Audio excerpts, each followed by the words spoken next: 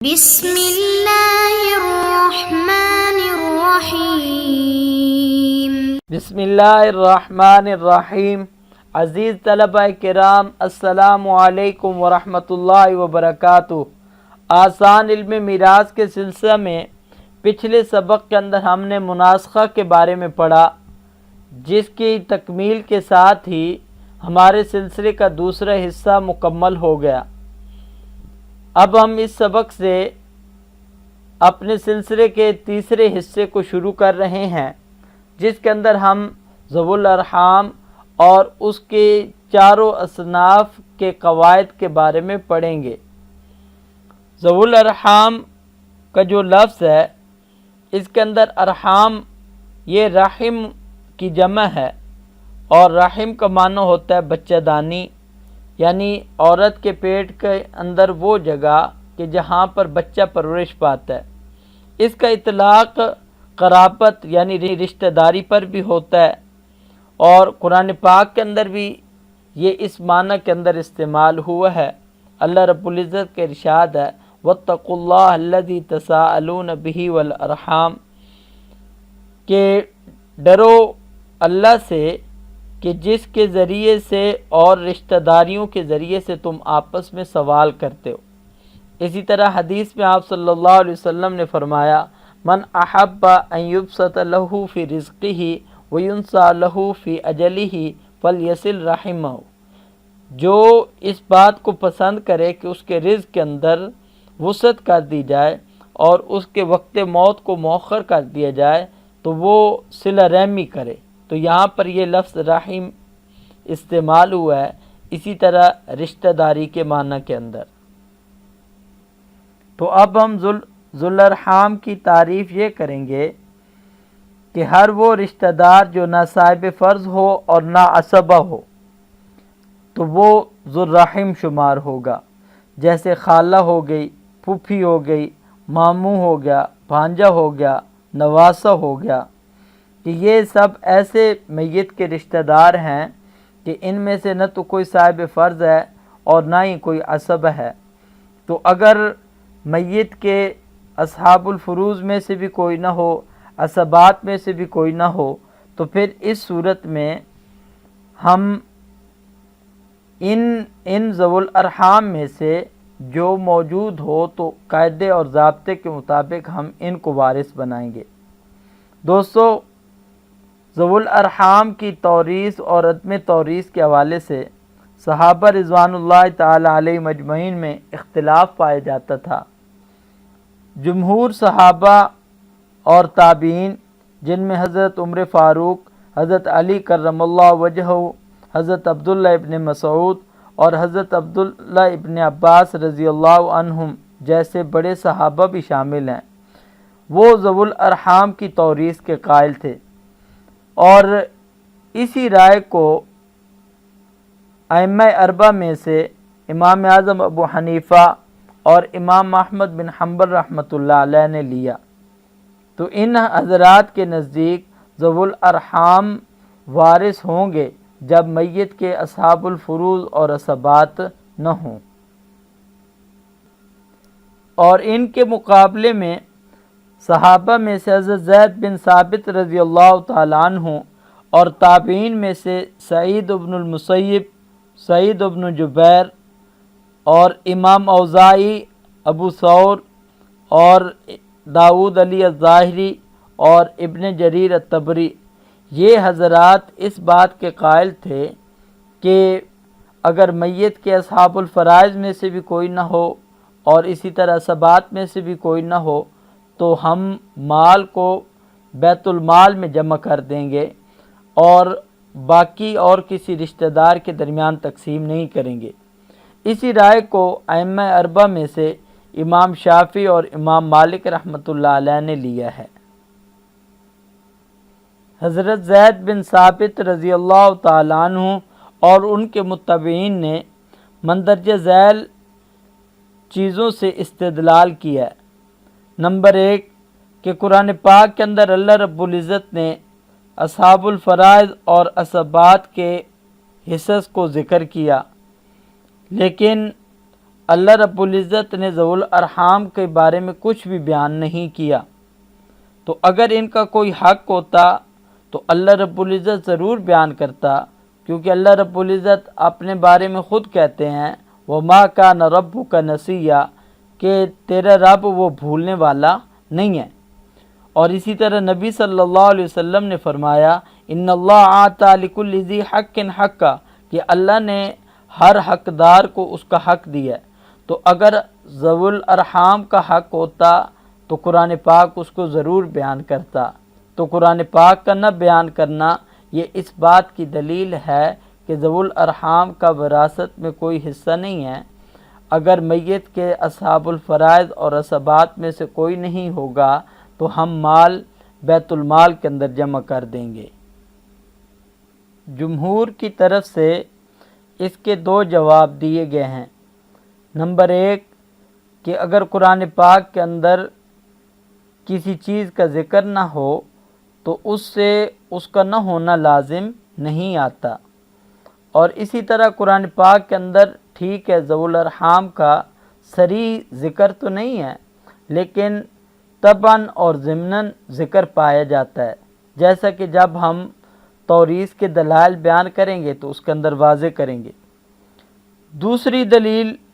عدم توریث کے قائلین کی یہ ہے کہ رسول اللہ صلی اللہ علیہ وسلم سے پھوپھی اور خالہ کی میراث کے بارے میں پوچھا گیا، تو نبی صلی اللہ علیہ وسلم نے جواباً فرمایا کہ جبریل امین نے مجھے خبر دی ہے کہ ان دونوں کے لیے میراث میں سے کچھ بھی نہیں ہے۔ تو اس سے پتہ چلا کہ اگر خالہ اور پھوپھی کے لیے کچھ نہیں ہے تو باقی ذوی الارحام کے لیے بھی کچھ نہیں ہوگا۔ لیکن اس کا بھی جمہور کی طرف سے جواب دیا گیا ہے کہ یہ واقعہ یا تو آیات مواریث کے نزول سے پہلے کا ہے، یا اس حدیث کا مطلب یہ ہے کہ خالہ اور پھوپھی کا حصہ اصحاب الفرائض اور عصبات کے ساتھ نہیں ہے۔ ظاہر بات ہے جب اصحاب الفرائض مسئلے کے اندر موجود ہوں گے یا عصبات موجود ہوں گے تو پھر خالہ اور پھوپھی کو ترکہ میں سے کچھ بھی نہیں ملے گا، کیونکہ اصحاب الفرائض اور عصبات کو ترجیح حاصل ہوتی ہے۔ عدم توریث کے قائلین کی تیسری دلیل ایک فقہی اصول ہے کہ مصلحت عامہ کو مصلحت خاصہ پر مقدم رکھتے ہیں۔ تو کیونکہ بیت المال جو ہے اس سے عام مسلمانوں کی ضروریات پوری کی جاتی ہیں، اور اگر ہم ذوی الارحام کو دے دیں تو یہ صرف اور صرف خاص مصلحت پر خرچ ہوگا۔ تو ضابطہ یہی ہے کہ مصلحت عامہ کو مصلحت خاصہ پر ترجیح ہوتی ہے، تقدیم ہوتی ہے۔ لیکن اس کا بھی جمہور کی طرف سے یہ جواب دیا گیا ہے کہ مصلحت عامہ وہاں مقدم ہوتی ہے جب مصلحت خاصہ کے لیے کوئی دلیل وغیرہ نہ ہو، لیکن یہاں پر مصلحت خاصہ کے لیے ترجیح پائی جاتی ہے، جیسا کہ ہم آگے دلائل کے اندر بیان کریں گے۔ اور دوسری طرف جمہور نے بھی کئی مختلف دلائل سے استدلال کیا، جس میں سب سے پہلے سورہ انفال کی ایک آیت وَأُولُو الْأَرْحَامِ بَعْضُهُمْ أَوْلَىٰ بِبَعْضٍ فِي كِتَابِ اللَّهِ، کہ رشتہ داروں میں سے بعض کے زیادہ نزدیک ہیں اللہ کی کتاب کے اندر۔ تو یہاں پر اقتضاء النص کے ضابطے کے تحت اولو الارحام سے ذوی الارحام کے لیے بھی حکم ثابت ہوتا ہے، کیونکہ آیت تو یہ بتاتی ہے کہ میت کے رشتہ دار جو ہیں وہ اس کے لیے زیادہ حقدار ہیں کسی بھی دوسرے آدمی سے۔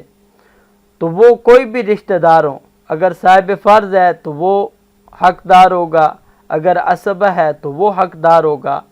اگر صاحب فرض اور عصبہ نہ ہو تو اس کے علاوہ اور کوئی بھی رشتہ دار ہو تو اس کو عام دوسرے لوگوں سے زیادہ ترجیح حاصل ہوگی۔ تو اولو الارحام کے ذریعے سے یہاں پر بطور اقتضاء النص کے یہ حکم ثابت ہوگا۔ تو آیت کے عموم کے اندر ذوی الارحام بھی شامل ہو جائیں گے، لیکن یہ اس حیثیت سے ہوں گے کہ یہ مقصود نہیں ہوں گے، بلکہ یہ ضمناً ان کا شمار کیا جائے گا۔ دوسری دلیل قرآن پاک کے اندر اللہ رب العزت نے فرمایا کہ للرجال نصیب مما ترک الوالدان والاقربون وللنساء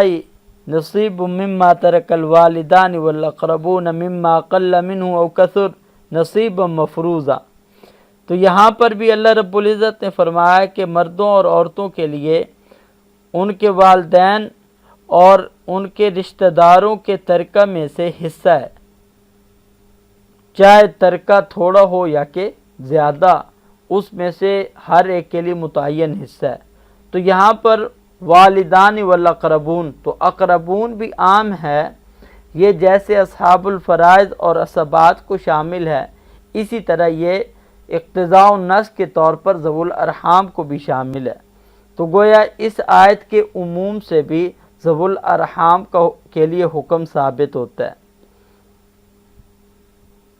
اور تیسری دلیل ثابت بن دحداح رضی اللہ تعالیٰ عنہ کی وفات کا واقعہ ہے کہ ان کی وفات ہو گئی تھی نبی صلی اللہ علیہ وسلم کی زندگی میں، اور ثابت وہ بالکل اجنبی تھے، ان کا کوئی رشتہ دار وغیرہ معروف نہیں تھا۔ تو نبی صلی اللہ علیہ وسلم نے عاصم بن عدی سے پوچھا کہ کیا آپ اس کا کوئی نسبی رشتہ دار جانتے ہیں؟ تو انہوں نے فرمایا کہ نہیں اللہ کے رسول۔ تو آپ صلی اللہ علیہ وسلم نے اس کے بھانجے ابو لبابہ بن عبد المنذر کو بلایا اور اس کو میراث دے دی۔ تو اس طرح ابن الاخت یعنی کہ بھانجا وہ ذوی الارحام میں سے شمار ہوتا ہے۔ تو آپ صلی اللہ علیہ وسلم کا ذوی الارحام میں سے بھانجے کو میراث دینا، یہ ذوی الارحام کی توریث کی بہترین دلیل ہے۔ اور چوتھی دلیل حضرت سہل بن حنیف رضی اللہ تعالی عنہ کی وفات ہے کہ ان کو کسی آدمی نے تیر مار کے قتل کر دیا، اور ان کے رشتہ داروں میں سوائے ماموں کے علاوہ اور کوئی نہیں تھا۔ تو حضرت ابو عبیدہ بن الجراح رضی اللہ تعالیٰ عنہ نے حضرت عمر بن الخطاب رضی اللہ تعالیٰ عنہ کو خط لکھا اور ان سے پوچھا کہ اس سلسلے میں ہم میراث کا کیا کریں؟ تو حضرت عمر فاروق رضی اللہ تعالیٰ عنہ نے فرمایا کہ نبی صلی اللہ علیہ وسلم کا ارشاد ہے کہ اللہ ورسولہ مولاً من لا مولا لہ والخال وارث من لا وارث لہ، کہ اللہ اور اس کا رسول ہر اس شخص کا ولی ہے جس کا کوئی بھی ولی نہ ہو، اور ماموں ہر اس شخص کا وارث ہے جس کا کوئی وارث نہ ہو۔ تو اس کے اندر آپ صلی اللہ علیہ وسلم نے ماموں کو ورثاء میں سے شمار کیا ہے، حالانکہ وہ ذوی الارحام میں سے ہی ہے۔ اسی طرح حضرت عمر فاروق رضی اللہ تعالیٰ عنہ نے دوسری حدیث بھی بیان کی، وابن اخت القوم منہ، کہ قوم کا جو بھانجا ہوتا ہے وہ انہی میں سے شمار ہوتا ہے، یعنی کہ وہ بھی ورثاء میں سے شمار ہوتا ہے۔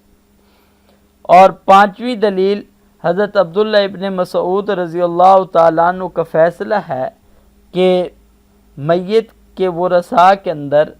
پھپھی اور خالہ تھی، تو انہوں نے پھپھی کو 2 ثلث دیے اور خالہ کو 1 ثلث دیا۔ تو اس طرح انہوں نے ذوی الارحام کی توریث کی۔ تو اس سے پتہ چلتا ہے کہ ذوی الارحام کی توریث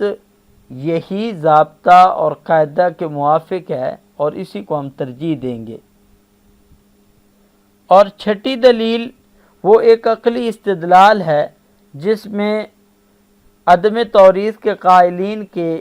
جو انہوں نے فقہی اصول سے استدلال کیا تھا اس کا جواب بھی ہو جاتا ہے،